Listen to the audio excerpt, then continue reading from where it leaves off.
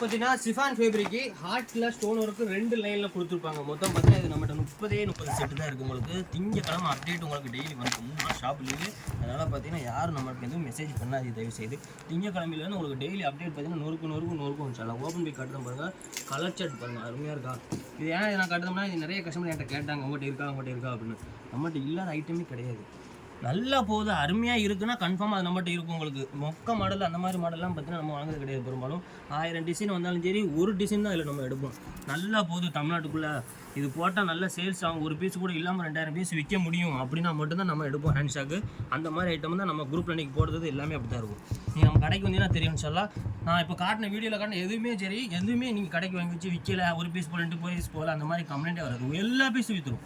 நீங்களே என்கிட்ட கேட்பீங்க ரீஸ்டாக் எடுக்கணும் அப்படின்னு.